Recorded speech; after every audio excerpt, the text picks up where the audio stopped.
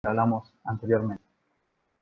Para lograr este objetivo, lo que se realizó o lo que se propuso fue un trabajo en etapas, bien, que constó de una preselección de matrices basados en la resistencia a la delaminación, continuando por la fabricación de geometrías cilíndricas a partir de la técnica de filament winding. Estos tubulares que se fabricaron se caracterizaron a partir de 3 técnicas principales y con todos los datos recolectados se construyó un modelo numérico en el software Abaqus que permitió finalmente hacer el diseño final de la pieza. A modo simplemente ilustrativo e informativo, los materiales compuestos sabemos que están caracterizados por tener una matriz que contiene los refuerzos, los cuales pueden estar en forma de fibras, partículas o láminas. Y de la amplia variedad de matrices y refuerzos que pueden ser utilizados, la resina epoxi y las fibras de carbono fueron las seleccionadas en este proyecto debido a que las propiedades y características se adaptan perfectamente al objetivo que estamos buscando. Otra de las variables que analizamos fue la incorporación de nanopartículas en la matriz polimérica, en este caso de nanotubos. La función de estas nanopartículas es básicamente dificultar el camino que se pueda generar al aplicar una carga, incrementando de esta forma la tenacidad de la fractura del compuesto. En este caso se utilizaron nanotubos de Alloy-SiC, que es un aluminosilicato hidroxilado. Bien, ya entrados en tema, los sistemas que evaluamos para hacer la primera clasificación son los que se muestran en pantalla. Son todos sistemas basados en resina epoxi, con anhidrido y amina gefamín como agente endurecedor, algunos con un agregado de diluyente para facilitar el procesamiento y otros con la incorporación de los nanotubos que antes mencionamos. Para realizar la primera selección de matrices se decidió realizar un ranqueo en base a la tenacidad de la fractura de cada uno. Esto nos permitió aumentar la caracterización que ya se tenía en el grupo de trabajo sobre estos materiales y descartar algunos para pasar al procesamiento de los tubulares. Por cuestiones de simplicidad, se realizó solamente el ensayo de laminación en el modo 1. Para esto, bueno, se prepararon las probetas y se realizó el ensayo siempre trabajando bajo norma. De los resultados obtenidos, pudimos hacer una primera selección o un primer descarte, donde quedaron seleccionados solo 3 sistemas. El epoxi amina con diluyente, el sistema de epoxi amina con 5% de nanotubos y el sistema de epoxi anhidrido. Finalizada esta etapa y seleccionadas estas 3 matrices, pasamos a la etapa de fabricación de los cupones cilíndricos a partir de la técnica de filament winding, como dijimos. No sé si todos la conocen, pero básicamente son rollos de fibra que alimentan un tubular, sumergiéndose anteriormente en una batea de resina para impregnarse de la misma. Luego de la batea, las fibras pasan por un rodillo llamado devanador y son enrolladas por el mandril que se mantiene todo el tiempo girando en el mismo sentido. El devanador y toda la placa, digamos, negra que se ve en la imagen, tiene la capacidad de moverse a lo largo del eje del mandril a diferentes velocidades y de esta forma podemos controlar el ángulo de enrollado. Acá podemos ver un pequeño video muy cortito como para que vean el proceso. Se puede observar un poco en un puntero. Acá tenemos el devanador, esta superficie entera es la que se mueve en este sentido, mientras el mandril gira. De nuevo. Y ahí observamos la batea de resina. Vamos a poner ahí de vuelta. La batea de resina conectada a un sistema de termocuplas para mantener la temperatura adecuada. Un sistema de rodillos alineadores simplemente para mantener una buena tensión y el orden de las fibras que vienen de atrás, no sé si se llega a apreciar, pero está el sistema de los rollos de fibra que alimentan al equipo. Bien. Ahí podemos terminar de ver el video. Vamos a ver ahora cuando llega al final del tubular, como el devanador también gira para mantener la alineación de la banda de fibras y comienza su recorrido hacia el otro lado. Estos son varias idas y vueltas, varias pasadas que van completando la totalidad del tubo. Bueno, de esta manera se produjeron 3 cilindros con las siguientes características, 7 capas para cada uno, ángulos de más o menos 87 grados para la primera y última capa y las 5 capas intermedias de más o menos 54, utilizando los 3 sistemas de resina que habíamos seleccionado y seteando la temperatura de la batea de acuerdo a la viscosidad de cada sistema. Este punto es importante porque la viscosidad tiene que permitir, a la fibra arrastrar resina, pero que ésta no chorree durante el proceso. Bien. Y por otro lado, tenemos que tener en cuenta que si elevamos demasiado la temperatura dentro de la batea, corremos riesgo de que la resina empiece a gelar durante el procesamiento. Una vez que obtuvimos los tubos y curados en un horno especialmente diseñado para ese fin, continuamos con la etapa de caracterización de los mismos. Para esto se hicieron medidas de porosidad a partir de la técnica de microscopía óptica. Para esto se cortó una rebanada de uno de los tubulares y se le hizo un pulido espejo, como vemos en la imagen de la izquierda. Luego se obtuvieron fotografías con un microscopio óptico y a partir de un programa analizador de imágenes podemos obtener el porcentaje de poros para cada uno de ellos.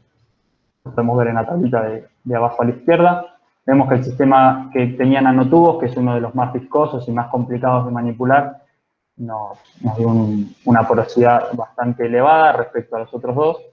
Y en cuanto al sistema epoxiamina con diluyente, que es el primero y el último, los valores, si bien son distintos, ambos se encuentran dentro de lo aceptable, digamos, para este tipo de aplicaciones. Luego continuamos con la medición del contenido de fibra para verificar que el sistema de filament esté bien llevado a cabo. ¿Sí? Esto lo hicimos a partir de la técnica que se llama digestión de la matriz, donde simplemente con ácido clorhídrico a alta temperatura podemos disolver la matriz justamente y habiendo ya calculado la densidad del compuesto, por diferencia de masas obtenemos la proporción de fibras que nos queda. En este caso los valores dieron bastante similares, rondando el 50%, bueno, en términos de fracción volumétrica como lo tenemos acá, el 0,5%. Lo cual es un valor bastante aceptable, ya que teóricamente sabemos que la técnica de filament admite un máximo de aproximadamente 60% de contenido, ajustando todas las variables, digamos, al máximo. Entonces, un 50% consideramos que es correcto para poder procesar los tubos. Por último, lo que realizamos fue la prueba hidráulica de los tubulares, es decir, evaluar la presión interna que son capaces de soportar. Para esto utilizamos un sistema de agarre interno, por medio de O-rings, que no limita la expansión o los movimientos del tubular, ni la expansión circunferencial, ni la expansión o contracción axial. En la imagen podemos ver en la primera el sistema desmontado, el sistema de O-rings y de retenes. Eso se arma todo, se encastra a través de la barra de unión que vemos en el medio. Se introduce dentro del tubo y ajustando las tuercas de los costados, los retenes, digamos, se aprietan, el O-ring se expande y sujeta el tubo desde adentro. Luego en la última imagen, en la vista de corte, podemos ver que la barra de unión tiene una entrada y una salida de agua y a través de pequeños orificios vamos llenando el tubular. Acá tenemos una pequeña foto de un tubo ya listo para ser ensayado, tratando siempre de tomar todas las medidas de seguridad posibles, ya que en caso de explosión se pueden liberar partículas que se desprenden a gran velocidad, y es por eso que hay que trabajar lo más aislado que se pueda y lo más alejado también. El control de válvulas y bombas tiene que estar lo más alejado posible del tubo. Tenemos también acá un pequeño video como para ver, al costado izquierdo van a ver cómo la fibra empieza a romper. Acá estamos trabajando a más o menos 220 bares de presión interna.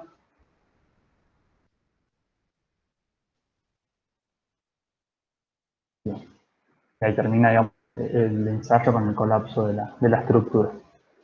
Este tubular, justo el único que pudimos filmar, no fue el más, digamos, sorprendente en cuanto a la explosión. Como podemos ver en la imagen, el sistema de epoxi anhidrido y el de epoxiamina con diluyente fueron un poco más violentos, ¿sí? Y esto se debió a que justo en el último tubo tuvimos una falla de uno de los O-rings.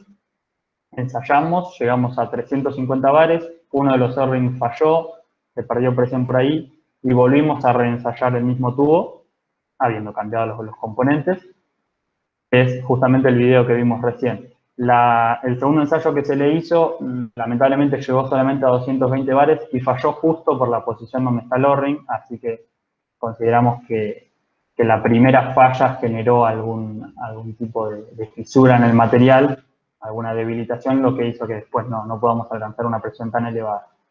Pero bueno, los primeros dos se pueden ver ahí en pantalla, alcanzando valores de 400 bares aproximadamente. Para el último, para el que tiene los nanotubos, digamos que 350, que fue el primer ensayo, podemos asegurarnos que llegó, pero podría haber llegado un poco más arriba. Bien, una vez que recolectamos todos los datos a partir de estos estos tres ensayos principales y con datos que ya se tenían en el grupo, se construyó el modelo numérico, ¿sí? Para esto representamos la geometría, la misma que ensayamos, digamos, con un material tipo lámina. Los materiales se configuraron también como un material compuesto laminado, ajustando la orientación de las fibras en cada lámina como corresponde. El criterio de falla que se utilizó fue el criterio de falla de Hashing, que esto nos permite evaluar los esfuerzos de tracción y compresión, tanto en la fibra como en la matriz, para todo el sistema, y se le asigna un factor que debe ser menor a 1 para garantizar el correcto funcionamiento, y si alguno de estos factores supera el valor de 1, podemos considerar que el material falló. Solicitación es simplemente una presión interna y un punto de anclaje, permitiendo en el otro extremo esta libertad de movimiento que hablábamos anteriormente. La discretización de la geometría es un paso necesario para poder hacer la simulación con elementos cuadráticos, simplemente porque era sencilla la geometría que vamos a representar. Y una vez realizada la simulación numérica y obtenido los valores de presión, de falla, de presión para la falla, perdón, de tensiones y de deformaciones, pasamos a lo que es la validación de los resultados. Es decir, comparar los valores de la simulación con los del ensayo experimental. Podemos ver que los valores, si bien son similares, hay cierta diferencia, y esto se debe principalmente a que la simulación está hecha de una manera sencilla, como para tener una aproximación. Siempre se puede ajustar y aumentar la física, digamos, del modelado para poder llevarlo a algo un poco más real. Pero estos valores, digamos que la pequeña diferencia que observamos no nos permite validar el sistema, el modelado, y seleccionamos en realidad de estos tres el sistema de epoxi anhidrido como el más correspondiente, digamos, para diseñar o para definir la carcasa final. No solamente, esto lo hicimos no solamente por la presión de ensayo que alcanzó, de los 420 bares, que es la más alta, sino porque es el sistema también más sencillo de manipulación. Simplemente se mezclan en cantidades correspondientes la resina epoxi y el anhidrido, se mezcla con una sencilla varilla de vidrio y ya se puede utilizar. Para los otros es necesario por ahí hacer vacío o hacer ultrasonido para lograr una mejor dispersión de los nanotubos. Es decir, que son sistemas un poco más costosos y engorrosos. El sistema epoxi anhidrido es el más sencillo y al mismo tiempo el que nos dio mejores resultados. A partir de esto, entonces, pasamos con el modelado numérico a hacer el diseño del componente final. Lo único que falta agregar es una de las capas. El otro extremo queda libre porque es donde iría la tobera del cohete por donde se liberan los gases. Y en este caso utilizamos un casquete semiesférico, el cual decidimos eliminar y reemplazar por una fuerza que genera una tensión longitudinal. Esto lo hicimos porque podemos trabajar bajo el concepto de pared delgada, porque la geometría así lo permite. Y como es muy complicado hacer un modelado de un material compuesto en una superficie cilíndrica, decidimos eliminarla y agregar esta tensión longitudinal de la que hablamos. Con esto, simplemente, como para terminar, lo que se hizo fue ir agregando la cantidad de capas. Se hizo un proceso iterativo, una simulación iterativa, agregando la cantidad de capas hasta alcanzar el valor de 600 bares de resistencia, que lo logramos con 23 capas. Bien. Entonces, con esto, ya habiendo definido todo, podemos dar el diseño final, o pudimos llegar a un diseño final del tubular, que sería, bueno, la longitud del diámetro que ya estaban especificadas anteriormente, la presión de falla de 600 bares, un sistema de resina de epoxi anhidrido, y en cuanto a las características del laminado, serían 23 capas, más o menos 87 para la primera y la última, y más o menos 54,7 para las 21 capas intermedias. De esta manera, llegamos al final de la presentación y del trabajo. sacando como conclusiones que se pudo hacer entonces una caracterización de sistemas primaria, como para hacer un pequeño descarte, se procesaron los tubulares, se caracterizaron los mismos y todo esto alimentó un modelado numérico que permitió finalmente hacer el diseño final de la cruz. Como trabajo futuro y como para terminar, lo que queda sería hacer la fabricación de este diseño de 23 capas que está en la agenda del grupo.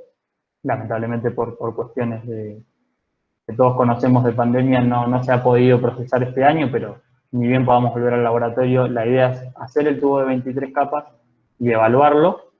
Hacer por ahí también una evaluación de permeabilidad principalmente de gases. Y después, bueno, seguir mejorando la caracterización del material compuesto, por ahí obteniendo valores de delaminación también modo 2 y modo 3, que por ahí son un poco más característicos del modo de falla de este tipo de componentes, siempre queriendo mejorar el modelado numérico y poder hacer un diseño un poco más preciso. Bueno, sin mucho más para agregar, quiero agradecerles por la atención y por haberme escuchado y quedo abierto y disponible para cualquier consulta que tengan. Muchas gracias. Bueno, muchas gracias, Julián. Muy buena tu presentación. Bueno, quedan abiertas las preguntas.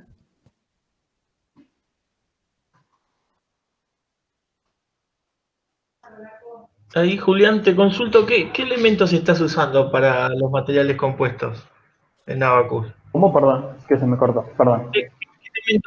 ¿Qué elementos estás usando en Abaqus para simular los materiales compuestos? Utilizamos elementos cuadráticos, ya te digo exactamente el nombre. Tiene todo con cáscara, ¿no? Ahí juro que se me corta, ¿sabes? Sí, estamos usando se llama el S8R, son cuadriláteros cuadráticos.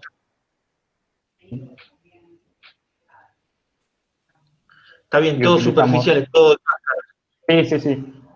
Sí, todo superficial. Es que el modelado lo hicimos en realidad como en 2D, digamos, tipo carcasa, lo hicimos. ¿Y van cruzando para simular lo que es el tema de las diferentes capas o...? No. Por eso decía que un paso futuro sería mejorar el modelado en ese sentido. Lo que usamos fue, a ver si puedo volver a presentar rápidamente PowerPoint. Ahí se está viendo de nuevo, sí. Usamos el tipo de material que es por lámina, digamos. Entonces pusimos, ahí se ve, ¿no? Claro. Digamos, son 2 capas para cada capa real del compuesto, suponiendo que son todas, porque uno cuando hace el procesamiento, como bien decís, se van cruzando y van quedando capas a más o menos el ángulo correspondiente.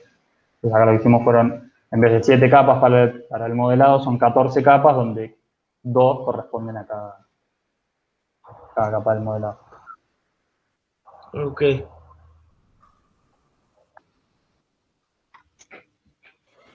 Bien, ¿alguna otra pregunta?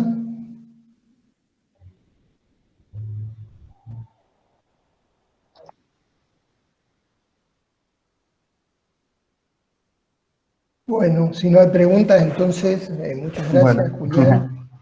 No, por favor, muchísimas gracias a ustedes.